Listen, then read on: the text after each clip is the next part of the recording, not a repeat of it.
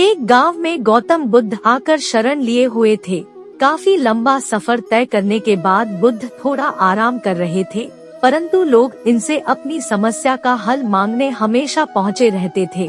ऐसे में जहाँ भी वह रुकते वहाँ लोग लंबी कतार में जमा हो जाते और उनको अपनी समस्या बताते और बुद्ध उसका समाधान करते। एक समय एक गांव में गौतम बुद्ध आकर शरण लिए हुए थे। काफी लंबा सफर तय करने के बाद बुद्ध थोड़ा आराम कर रहे थे, परंतु लोग इनसे अपनी समस्या का हल मांगने हमेशा पहुँचे रहते थे। ऐसे में जहाँ भी वह रुकते वहाँ लोग लंबी कतार में जमा हो जाते और उनको अपनी समस्या बताते और बुद्ध उसका समाधान करते। उसी गांव में एक सड़क के थोड़ा किनारे पर एक भिखारी बैठा करता। वह यह रोज देखता कि लोग अपने दुख दर्द और अपनी गंभीर से गंभीर रूपी समस्या को लेकर आते हैं और जब वहां से जाते हैं तो उनका चेहरा बेहद खिलखिला रहा होता है। वे मुस्कुरा रहे होते हैं और नए जोश के साथ भरे दिखते हैं। भिखारी के मन में यह विचार आया कि क्यों न वह भी बुद्ध के पास जाए, उन्हें अपना हाल कह सुनाए, परंतु वह डरता था। इसके बाद एक दिन गहरे चिंतन के बाद वह भिखारी बुद्ध के पास गया। लोग लंबी लाइन में खड़े रहते और एक एक कर अपनी समस्या का समाधान लेकर वहां से चले जाते। ऐसे में गौतम बुद्ध के चेहरे पर सदा मुस्कान रहती और वे हमेशा इसी तरह समस्या का हल बताते। भिखारी भी जब उनके पास पहुंचा तो उन्हें प्रणाम करता हुआ बोला, है भगवान, इस जगह पर सारे लोग खुश व समृद्ध है, पर मैंने तो ऐसा कुछ नहीं करा जिससे मेरे को जीवन का दुख झेलना पड़ रहा है। फिर मैं इतना गरीब और निर्धन व्यक्ति क्यों हूँ?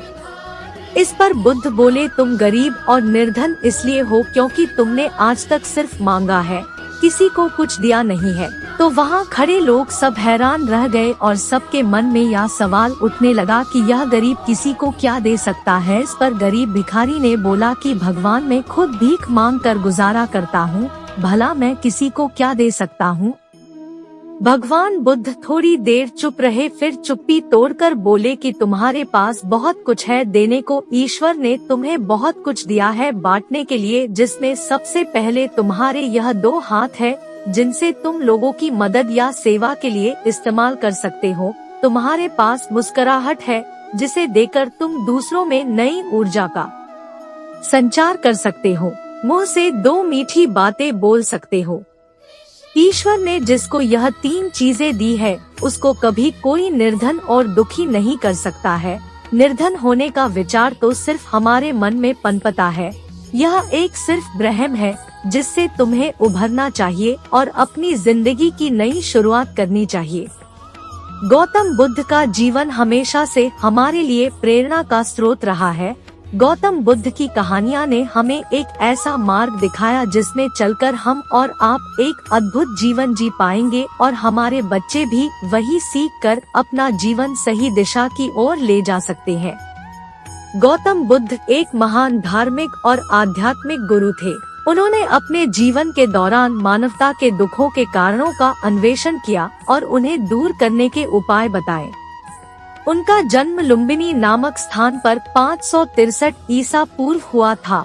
उनके पिता का नाम शुद्धोधन था और पत्नी का नाम माया था। सिद्धार्थ का बचपन अत्यंत सुखद था, लेकिन एक दिन उन्होंने देखा कि जीवन में दुख और पीड़ा भी होती है।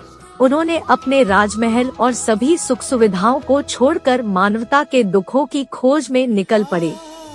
उनके उपदेशों को सुनकर हजारों लोगों ने धार्मिक जीवन की दिशा में कदम बढ़ाया और उन्हें गुरु माना। उनके प्रमुख शिष्यों में आनंद, काश्यप, राहुल, महाकाश्यप और सुबुति शामिल थे। गौतम बुद्ध ने अपने उपदेशों के माध्यम से मानवता को दुख से मुक्ति और सुखी जीवन की प्राप्ति के लिए मार्ग दिखाया। उनका उपदेश चारित्रिकता, तात्कालिकता और मानवता के प्रति दया के प्रतीक था।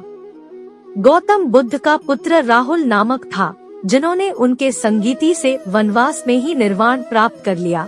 उनके उपदेशों ने एक नए धार्मिक संचार की शुरुआत की जिसे बौद्ध धर्म के रूप में जाना जाता है। हेलो दोस्तों, स्वागत है आपका एक और कहानी में। कहानी का नाम है गौतम बुद्ध के उपदेश। तो लिए दोस्तों शुरू करते हैं। एक बार भगवान बुद्ध अपने अनुयायियों के साथ किसी गांव में उपदेश देने जा रहे थे।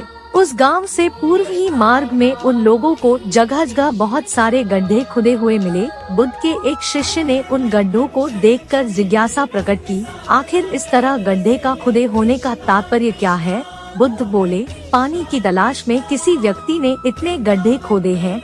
यदि वह धैर्यपूर्वक एक ही स्थान पर गड्ढे खोदता तो उसे पानी अवश्य मिल जाता, पर वह थोड़ी देर गड्ढा खोदता और पानी न मिलने पर दूसरा गड्ढा खोदना शुरू कर देता। व्यक्ति को परिश्रम करने के साथ धैर्य भी रखना चाहिए।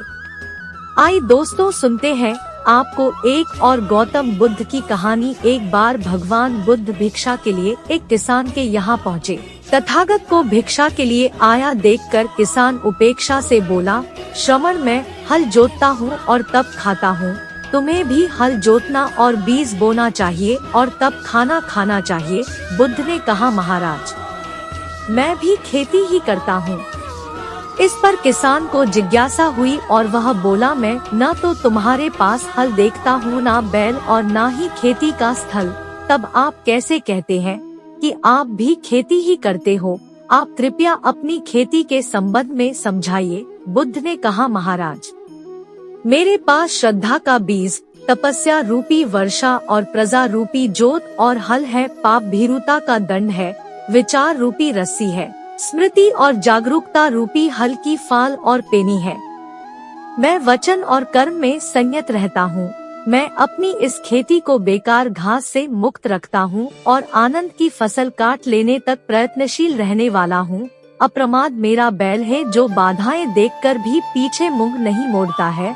वह मुझे सीधा शांति धाम तक ले जाता है। इस प्रकार मैं अमृत की खेती करता हूँ। बुद्ध का जन्म एक धनी परिवार में हुआ था, लेकिन उन्होंने ज्ञान प्राप्त करने के लिए अपने धन और स्थिति का त्याग कर संसार को जन्म मरण और दुखों से मुक्ति दिलाने के सत्य मार्ग एवं दिव्य ज्ञान की खोज में रात्रि में राजपाट का मोह त्याग कर वन की ओर चले गए। जहाँ जाकर वह एक पेड़ के नीचे बैठ गए और प्रण किया कि जब तक उन्हें दुख के रहस्य का उत्तर नहीं मिल जाता, तब तक वह हार नहीं मानेंगे। वर्षों के कठोर ध्यान और अध्ययन के बाद आखिरकार उन्होंने ज्ञान प्राप्त कर ही लिया और वे सिद्धार्थ गौतम से भगवान बुद्ध बन गए।